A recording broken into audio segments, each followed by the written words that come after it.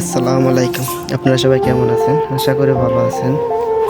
তো আজকে ভিডিওটা করার উদ্দেশ্য হয়েছে, যে সাইটে কাজ করি সাইটটা নেওয়া হচ্ছে হসপিটাল, মানে দুবাই স্টেডিয়ামের সামনে। তো আজকে কাজটা করতেছি, সিফটি বেল লাগাইতেছি, তারপরে ফোল্ডিং উঠবো। তো অনেক নাইট ডিউটি করতেছি, অনেক পরিশ্রম হয়, তারপরও কিছু করার নাই। পরিস্থিতির শিকার আমরা, পরিস্থিতি যেভাবে সেভাবেই আমরা চলতে হবে।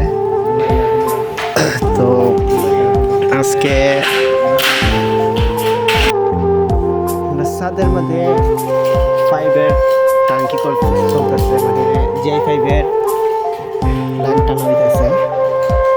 তো অনেক টানা নিচ্ছি, মানে অনেক টানা হয়ে গেছে, আরও টানবো, কিছু রুম বাকি আছে। এটা হচ্ছে শুধু লাইটের ফয়েল।